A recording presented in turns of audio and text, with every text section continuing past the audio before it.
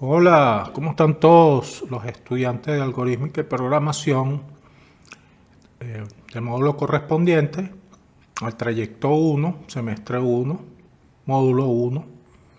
En este caso estamos en el cuarto video que lo titulé como el juicio. Este video trata del análisis algorítmico y la forma en que tenemos que decidir en las diferentes estructuras de control. Tenemos decisiones, los bucles y la maestría de la lógica. Como una reflexión tenemos entonces que un programa sin juicio o sin decisiones es solo una lista. Un algoritmo con juicio es una solución. Entonces partimos aquí. Esto estaba muy basado en lo que vendría a ser la unidad 5 y que tiene que ver con las estructuras de control. Entonces pasemos a la siguiente lámina y vemos, nos hacemos principalmente una interrogante: ¿cómo enfrentar un problema complejo? Cuando tenemos una realidad que es compleja, la ciencia nos invita, la academia por la cual estamos aquí participando y estudiando, nos provee de unas herramientas intelectuales, unas técnicas o digamos unas estrategias que nos permiten abordar problemas complejos y darle solución. Eso ha permitido que desde la antigüedad y la fundación de las primeras civilizaciones los seres humanos hayamos logrado un desarrollo y un progreso sostenido. Todo comienza con el análisis. Entonces, ¿qué es el análisis? Es entender el juicio necesario, es decir, nos preguntamos qué debe decidir el programa. Una vez que tenemos bien detallado lo que es el análisis, que es la separación de un problema complejo en varias partes más sencillas, pasamos a lo que es el diseño de cada solución.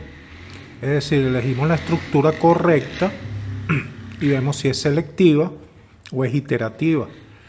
O una puede estar anidada dentro de la otra. Pudieran ser varias opciones selectivas, varias opciones iterativas o de bucle o de repetición.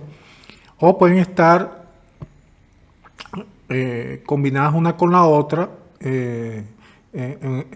digamos en una estructura de composición, es decir, una dentro de la otra, que es lo que se suele ver más en el mundo real de los programadores.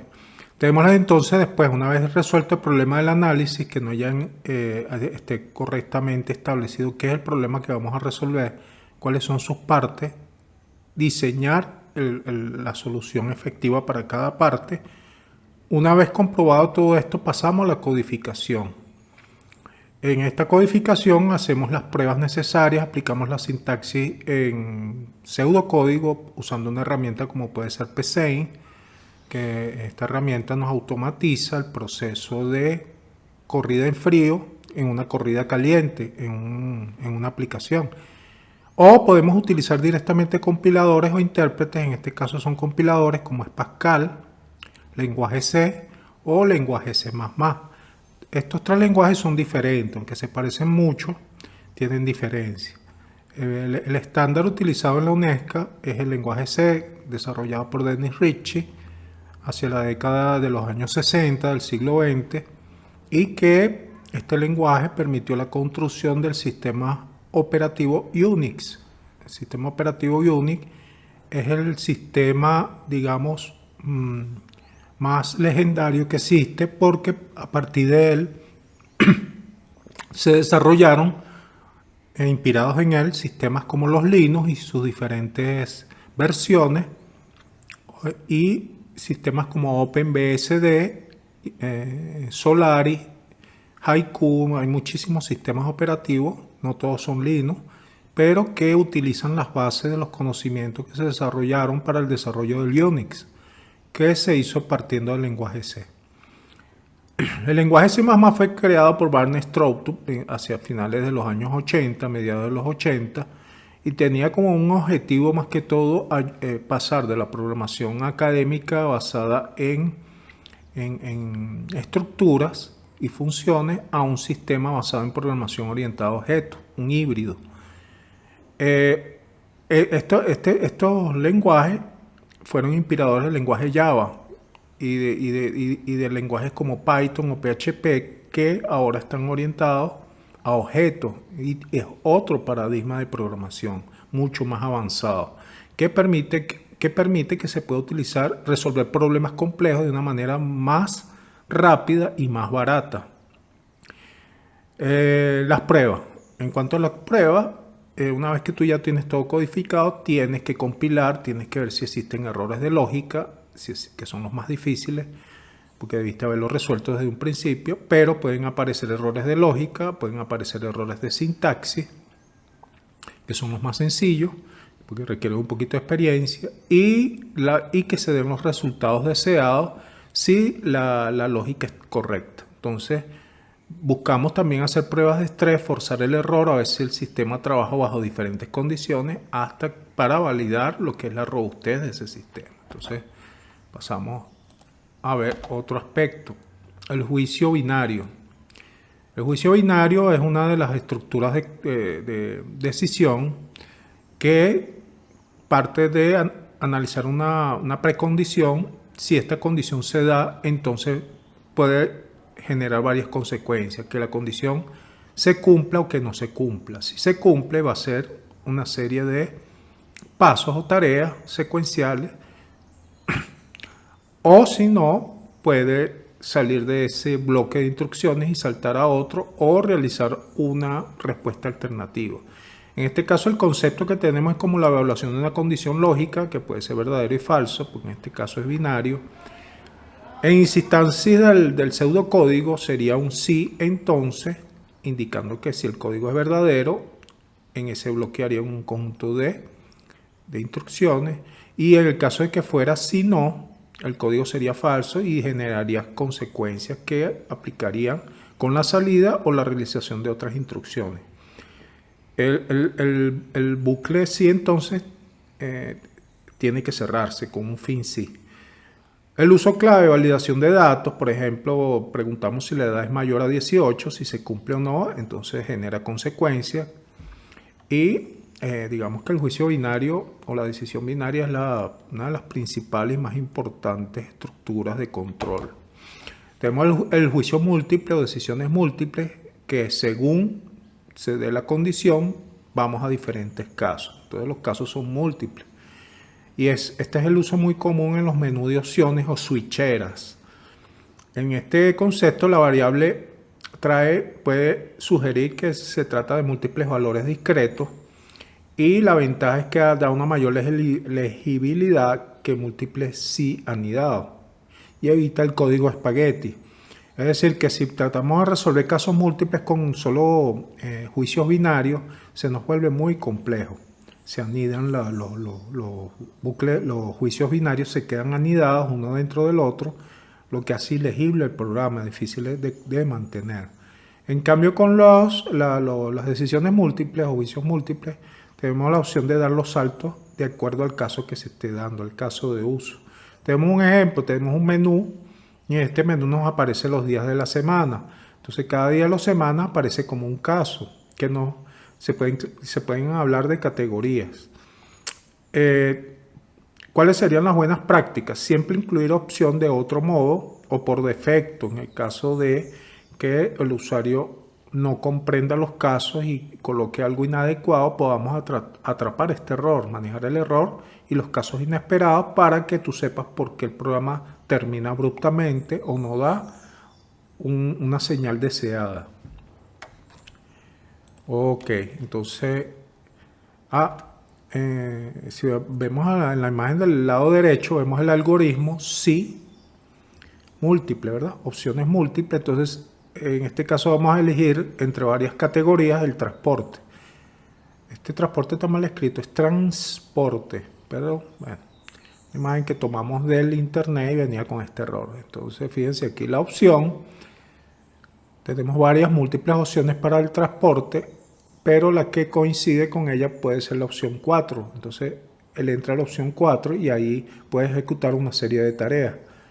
Si no existe, entonces se va a la opción de por default y podría obligarlo a mantenerse en el menú hasta que coloque una opción o caso que sea válido, que esté dentro del menú de opciones, o en todo caso darle a la opción de salida. Una vez que él le da la opción de salida, el bucle queda desbloqueado y se sale al fin del algoritmo, finalizando este programa, o al menos esta estructura. Entonces también tenemos que estos menús, basados en estas decisiones, generalmente vienen controlados por un bucle de repetición o una repetición. Esta repetición controla que la persona quede dentro del menú hasta que no le dé la opción de salida, es decir, lo deja atrapado y puede que se produzca una salida brusca en el caso de que él dé una opción por defecto. Pero la opción por defecto le va a indicar que tenga que meter una opción válida. Entonces lo deja atrapado hasta que se dé la condición de salida y el programa lo libera. Entonces tenemos el while, tenemos el do while, que es el más típico en decisiones múltiples, y el for. Tanto while como for se utilizan pueden ser utilizados en decisiones binarias, anidadas, pero es el do while el que se utiliza para los casos, el más popular, digamos, para los casos de menú que tienen múltiples opciones, ya que la condición es post, o sea, se da después de que se ha entrado al bloque de decisiones. Mientras que el while y el for es pre, es decir, se decide antes y por lo tanto el bucle se va a repetir con las condiciones previas y no posteriores. Del while y el for, el más popular utilizado es for porque el for tiene una mezcla de bucle con decisión, mientras que el while es solamente una repetición directa. Entonces tú tienes que manejar variables dentro de la secuencia de instrucciones, haciéndolo un poco más complejo, ¿no? El for, en cambio, ya las trae todas en su línea de instrucciones para que indiques cuántas veces va a iterar, condición de parada y desde dónde va a iniciar. El do while es el más raro de los tres, se utilizan en estos casos excepcionales y les puedo decir que en más del 60% se utilizan los bucles for, digamos que en un 30% los while y un 10% los bucles do while. Entonces, como regla de oro, tenemos que todo bucle debe tener una condición de salida para evitar el bucle infinito, ¿no? Si el programa está diseñado de tal manera que se queda atrapado en un bucle infinito, no estamos diseñando un programa, sino un virus, un programa mal depurado. Estamos haciendo un programa de baja calidad, o también puede ser un programa que está saboteando al sistema operativo, puede ser hecho a propósito. Entonces no podemos saber si es un programa hecho de manera mediocre o si se trata de un programa que tiene una intención, pues. Sobre el while, ya vamos a decir lo que escribimos aquí. Repite mientras la condición sea verdadera, evalúa al inicio, puede no ejecutarse nunca y es ideal para repeticiones indefinidas. ¿Por qué? Porque el while, si no se cumple la condición, simplemente el bloque de instrucciones puede ser saltado. En el caso del do while no se puede saltar, se tiene que entrar obligatoriamente y queda atrapado el orden de las secuencias de instrucciones. Entonces se ejecuta al menos una vez y evalúa al final. Entonces siempre ejecuta al menos una vez. La primera vez da una primera recorrida del bloque. Es perfecto para menús de usuario y como dije antes. El for, en cambio, es ideal cuando conocemos el número exacto de repeticiones, usa contadores explícitos, inicializa, condiciona e incrementa, y es perfecto para recorrer estructuras de datos avanzadas como son los arreglos, las matrices y los vectores. Bueno, entonces vamos a continuar. Estábamos aquí, vamos para acá, estructuras dentro de las estructuras. Esto se llaman anidamiento. El concepto de una estructura dentro de una estructura, aparte de que un bucle interno o una repetición interna se ejecuta completamente por cada iteración del bucle externo. O sea que hay un bucle embebido o insertado dentro de otro bucle. Entonces las aplicaciones reales funcionan muy bien para manejar matrices y tablas que tienen al menos dos dimensiones. Un bucle maneja una de esas dimensiones y el segundo bucle maneja la segunda dimensión. Puede ser que una matriz o tabla pueda tener múltiples dimensiones, pero generalmente son dos. Los relojes. Puede funcionar para un reloj que sí tiene múltiples dimensiones, como puede llevar la hora, los minutos y los segundos, e involucra tres dimensiones. Por lo tanto, puede involucrar tres bucles anidados. En sistemas de inventario multifactorial, que pueden implicar también múltiples cantidades de dimensiones, que generan un efecto parecido al del reloj. Que estos son sistemas de inventarios que son complejos. El manejo de factoriales en los sistemas de inventario requieren algo que se llama programación estructura recursiva, que es una forma de bucle repetitivo de estructura dentro de la estructura, pero no llama una función que sea diferente de sí misma. Es una función que se llama a sí misma una y otra vez hasta que completa. Eso se llama recursividad.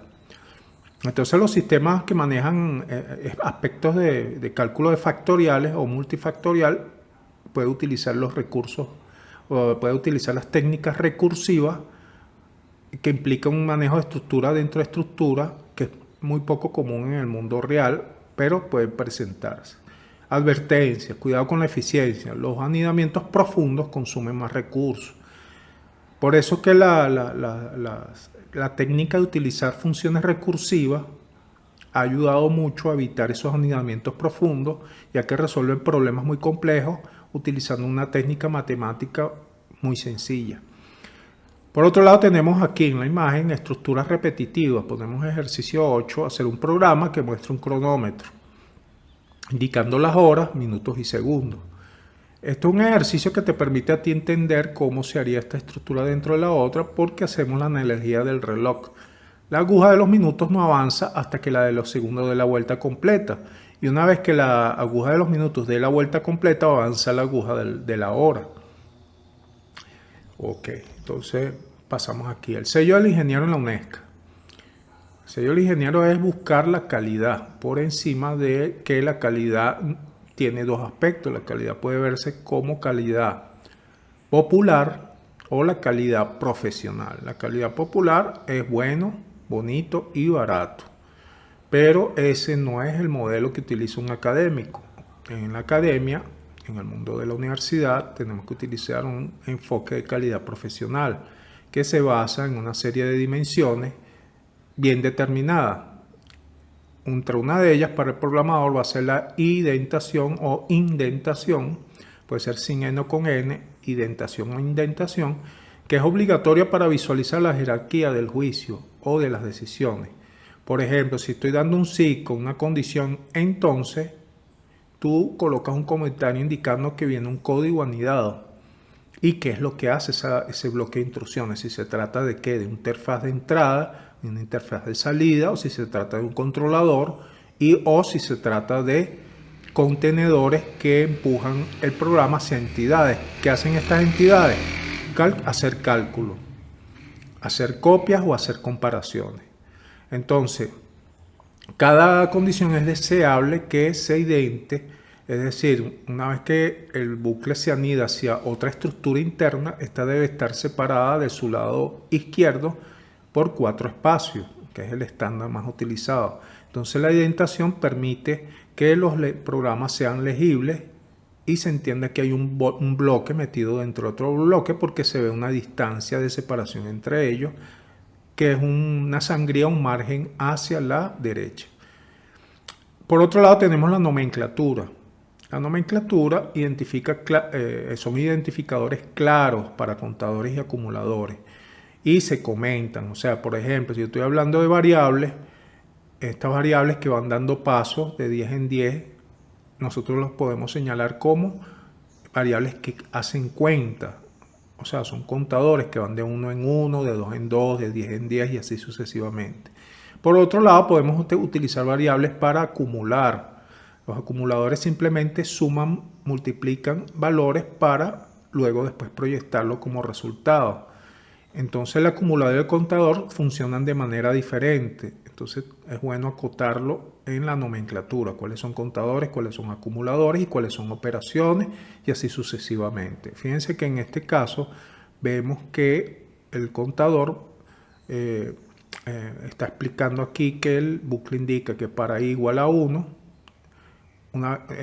hasta que llegue a 10 vas a ir con el paso 1, vas a ir paso a paso, 1 a 1 hasta llegar a 10. Para J, que está anidado, esto debería tener una indentación de 4 espacios para adentro, cosa que no lo tiene aquí. debería estar separado. El J, el interno, va a ser otro trabajo que va a contar de uno en la variable J, pero hasta 5, con un solo paso. Por otro lado, el acumulador va tomando la nota, lo guarda en un total de sumas notas y lo va acumulando otra vez en sumas notas para irlo, no solamente lo suma y los guarda, los suma y los guarda, ese es el efecto de acumulación. Entonces, eso es lo que el manejo más avanzado en nomenclaturas y muy deseable en el estándar de calidad de un programador o un analista programador. Tenemos por otro lado la documentación, que implica comentar la lógica dentro de los bucles complejos. Y cuando tenemos un bucle complejo, por lo menos en el caso que vemos aquí, dice bucle para calcular promedio de notas. O sea, estamos explicando qué hace el bucle. Y dentro del mismo bucle podemos tener pequeños comentarios como validar rango de notas, ¿verdad? Y eso nos puede guiar en cuanto el programa va creciendo, se va haciendo más complejo entender las partes de ese programa. Entonces vemos que el bucle hace un mientras, ¿verdad? Hace una repetición siempre que la cantidad de alumnos sea menor o igual a i. Entonces se lee la nota, se valida el rango si la nota es mayor a 1 o menor a 20 para que sea válida. O sea, estamos validando que no sean valores ni cero ni negativos o que superen los 20 puntos. Y entonces los acumula, toma la nota, la guarda en suma y el resultado de suma lo guarda otra vez en suma para acumularlo. Una vez finalizado, tenemos que avanzar esta variable que estamos utilizando como contador. Estamos haciendo cuentas de este bucle de uno en uno, como lo que vemos aquí. Otro aspecto de calidad, entonces, la simplicidad. Es un programa demasiado difícil de entender, tiene que tener una lógica simple, es decir, si funciona y es simple es doblemente bueno, es deseable que tú tomes tus programas y los depures y los vayas simplificando, haciéndolos más simples y más eficientes. Entonces fíjense en este caso, evita anidamientos innecesarios. Este indica que si la edad es menor a 18, entonces escribir menor de edad. Si no, si la edad es mayor a 18 y es menor a 65 años, entonces escribir adulto. Si no, en caso de que supere los 65 años, escribir adulto mayor. Fíjense que en pocas líneas estoy desarrollando un programa que, si no lo pienso con cuidado, pudiera requerir hasta 50 líneas para tratar de decir algo sencillo como esto. Aplicación práctica. Entonces vamos a tener el caso de un control de accesos y promedios, en la cual vamos a hacer el cálculo de un promedio de notas de estudiantes. Entonces vamos a combinar todas las estructuras de control para crear una solución completa. Lo primero que vamos a echar mano es una estructura de decisión múltiple. Creamos un menú para gestionar el sistema de notas, ¿verdad? Que según la opción va a ser lo siguiente. En primer caso va a ingresar las notas. Es el caso de uso obligatorio, ingresar estas notas. En el segundo caso de uso vamos a calcular los promedios. Una vez que están todas esas notas cargadas, se calculan los promedios. Y por último, en el caso 3, mostrar los resultados.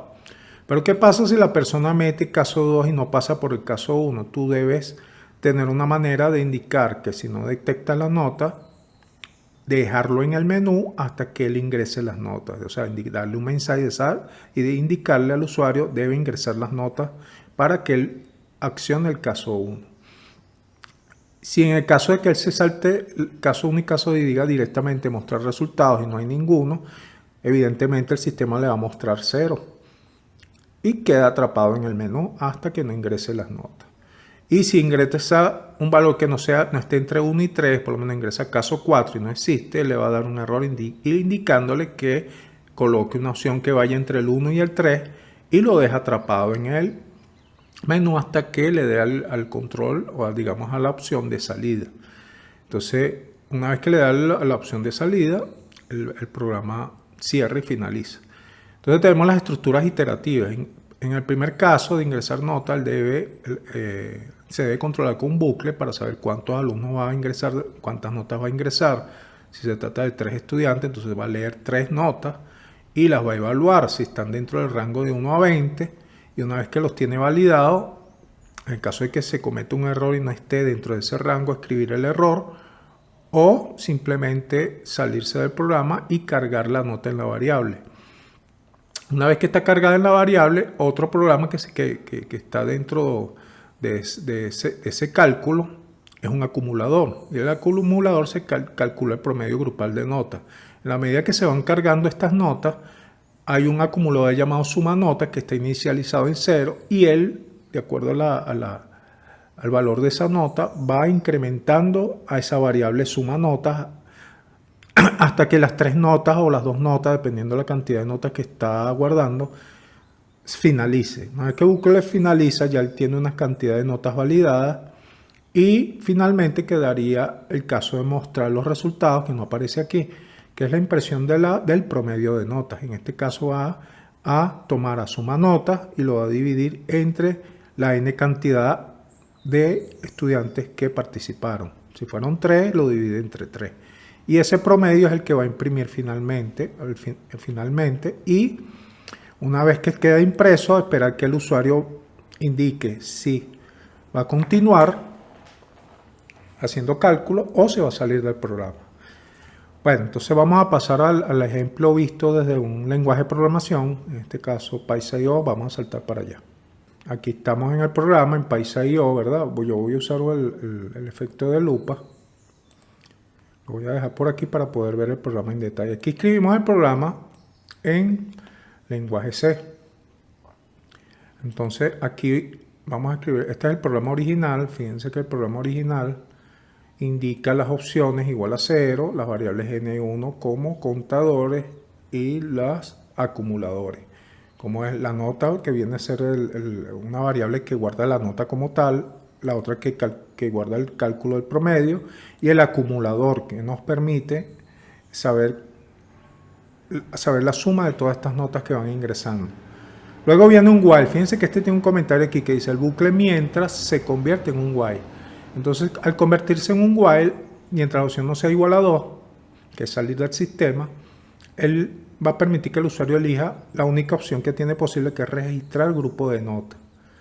Entonces, en este caso va a salirle aquí en esta opción un menú que dice menú de registro de sistema y salen las dos opciones y un mensaje que dice elija una opción y él desde su teclado, en este caso la entrada en Py.io, que es un entorno para programar en línea, te pide las entradas previamente, tú se las tienes que dar. Tienes que darle todas las entradas previamente. O sea, en este caso estoy diciendo 1, registrar el grupo de notas, 2, que estoy indicando que son 2 notas las que voy a evaluar, 11 y 20, que son las notas como tal, y el 2, que es salida, para que el programa finalice y no dé ningún error. Entonces, fíjense, en la segunda parte de este programa tenemos un controlador, un switch. Si le dio al caso de la opción 1, entonces indicará la cantidad de estudiantes. Entonces yo aquí doy a la opción 2, son 2. El acumulador se activa en 0 para empezar a guardar información. Y iniciamos con un bucle for, porque como sabemos que son 2, él va a ir de 1 en 1 hasta que se dé la condición que no supere las dos notas, exacto, y va a ir incrementando de 1 en 1. En la primera vuelta ingresa la primera nota, la escaneamos aquí como la nota que es 11, que está aquí abajo. Y vamos a aumentar un poco la pantalla, aquí las podemos ver. El 1 que indicó ingrese notas, el 2 que son 2 las notas que van a ingresar. El 11 es la primera nota, cuando él da vuelta al bucle, le ingresamos 20 y una vez que tiene el 20, él genera el cálculo de lo que es el promedio. Entonces aquí, en este bucle, tomó esas dos notas, 11 y 20, y una vez que finalizó, él pregunta si n es mayor a 0, como en este caso n si es mayor a 0, debería tener un valor de 2. Entonces el promedio es acumulador entre 2 y él nos va a indicar el promedio como un flotante, o sea, un punto de coma flotante, un valor entero seguido de un decimal, y lo imprime en pantalla. Entonces una vez impreso en pantalla, el programa lo devuelve al menú.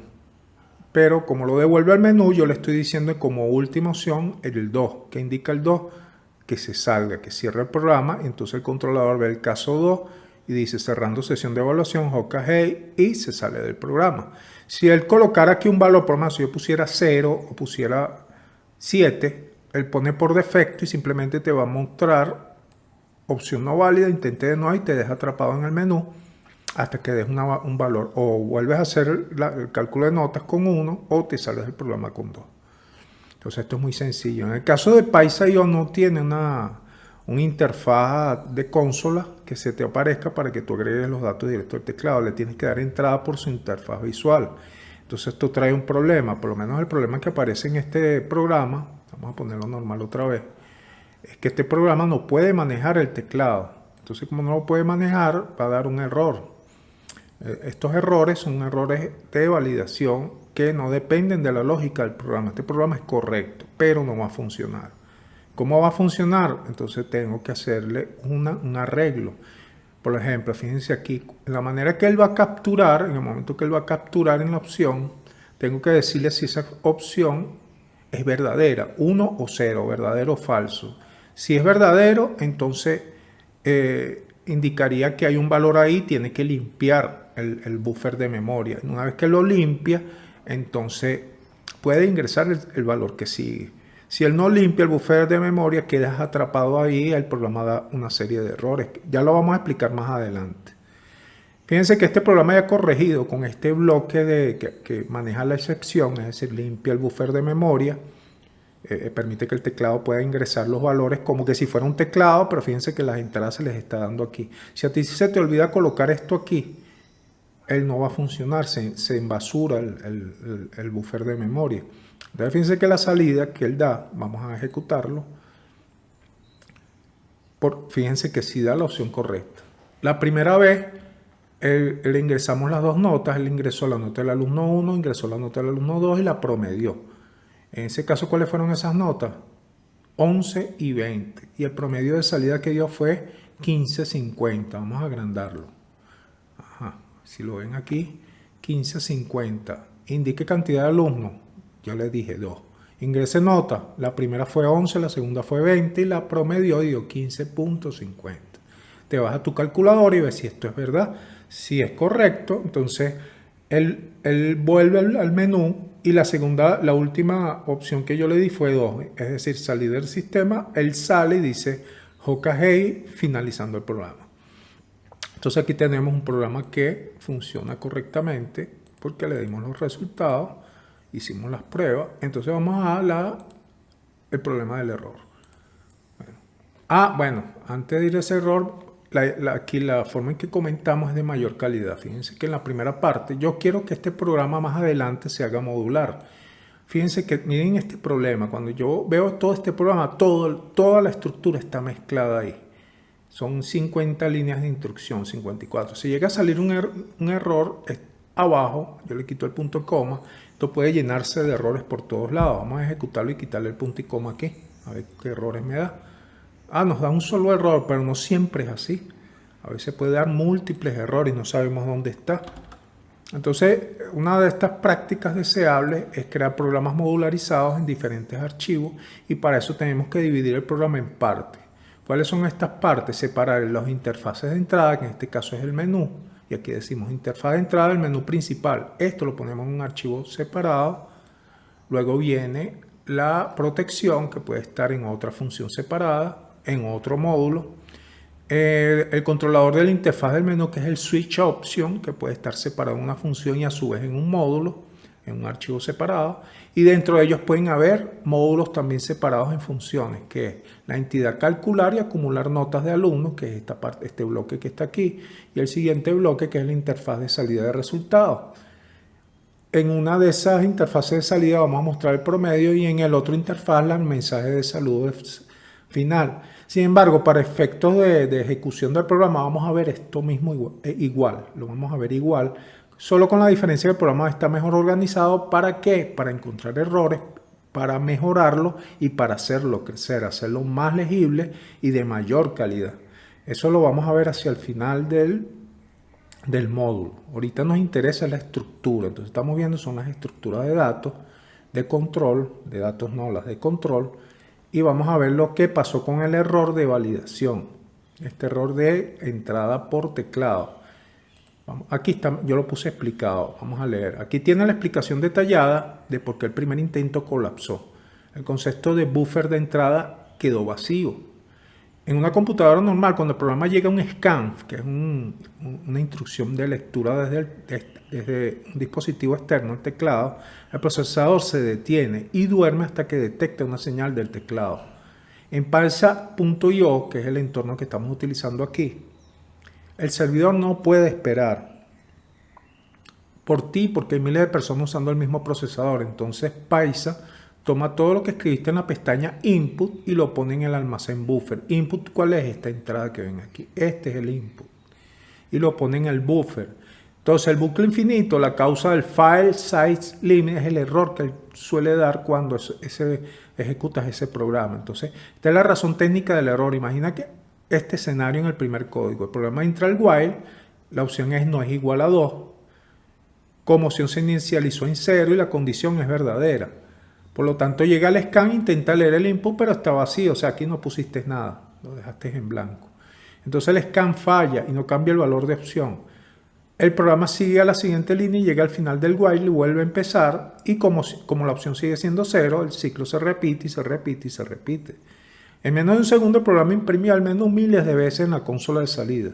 Y el servidor de Paisa detecta que el archivo de salida está creciendo descontroladamente y lo corta con el error que el límite del tamaño del archivo está excedido. El límite del tamaño del archivo está excedido. File size limit exceeded. Entonces, para evitar que se bloquee el servidor, él hace aborta el proceso. Otro error que se puede presentar es el core dumper, o sea, el vaciado del núcleo. Cuando el sistema operativo ve que un programa está atrapado en un ciclo infinito, consumiendo recursos, intentando leer memoria, que no le corresponde por el fallo del scan, fuerza el cierre del programa. El core dump es básicamente el cadáver del programa que el sistema arroja al suelo antes de limpiar la memoria. Porque el segundo código sí funcionó. El segundo código realmente es el que vimos en main. Este es el segundo, que está en main y que funciona. Y el primero es el que tiene el error, que lo puse en una pestaña llamada detectar error. Vamos a mostrarlo aquí porque yo les voy a poner esto en el video, el enlace, para que ustedes puedan ver este programa. En vivo lo puedan manipular. Entonces tenemos el main, este es el segundo programa, pero está en el main porque ese es el que funciona. El otro lo puse en otra pestaña porque no funciona, ese no se va a ejecutar, pero puedes ver la diferencia que hay entre el primero, que es este, y el segundo, que está en main C. Y la explicación, esta explicación que yo les estoy agregando acá. Entonces vamos a volver otra vez a la pantalla. Entonces tenemos que el segundo código que te envía tiene dos protecciones críticas. La validación del scan, el if scan porcentaje de, que es la máscara de entrada de un entero, ampersand option, busca una posición de memoria para capturar tu opción y pregunta si es verdadero o falso. Entonces esto le dice al programa, si no lograste leer un número real del input, no te quedes pegado, limpia el buffer y vuelve a intentar o sal. El uso del input correcto es cuando aquí abajo, fíjense que aquí abajo, vamos otra vez para allá, aquí abajo, esto, si lo ven aquí, 1, 2, 11, 22, yo ya estoy dando todas las entradas de antemano. Tienes que hacerlo así.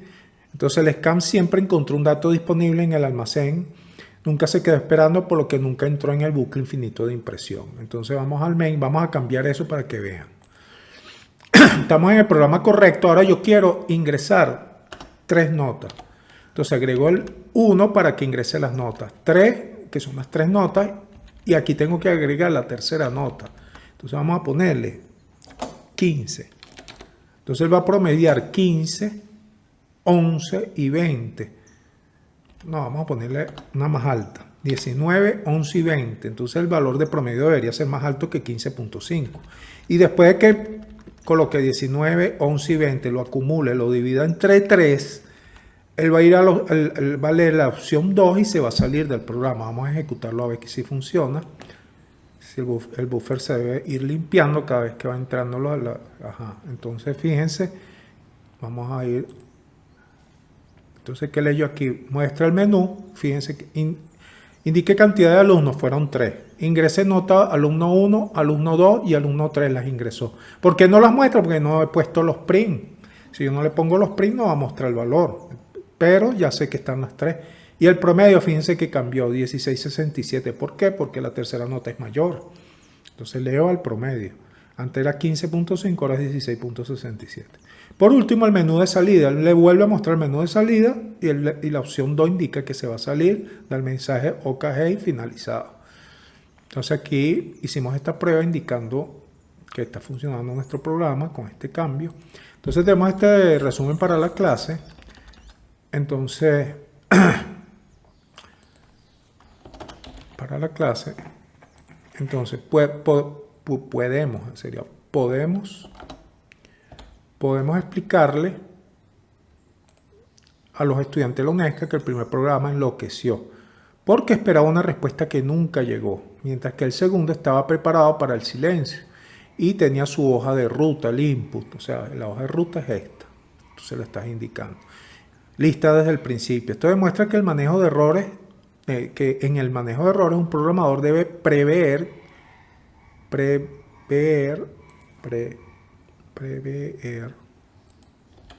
no sé si lleva doble, prever, no sé si estaba bien, pero bueno. ¿Qué pasa cuando la entrada de datos falla? Entonces, OKG, aquí les dejo los ejemplos. Bueno, ya llevamos 41 minutos de video y creo que ahorita ustedes están en la fase de diagramas de flujo, de análisis, y esto fue un pequeño adelanto porque estamos tratando el tema de la calidad y estamos viendo cómo funciona un programa básicamente en lenguaje C. Y fíjense que él da otros tipos de problemas que tienen que ver con la parte técnica, que tiene que ver cómo funciona digamos, un computador y por qué se tienen que limpiar los buffers. Entonces, el programador no solamente debe saber analizar y diseñar una solución, sino que debe entender los problemas técnicos. O sea, entender cómo funciona la arquitectura de un computador. Eso es un aprendizaje integral. Entonces, los programadores puros pueden verse atrapados si no conocen por qué falla un programa teniendo todo correcto. Entonces, aquí está una explicación técnica de este. Es un error muy común. Entonces, ya con esto le debe permitir que ustedes puedan escribir sus programas en PyCO, que es la herramienta que yo utilizo, como en la segunda guía, posiblemente mande a hacer este tipo de ejercicio.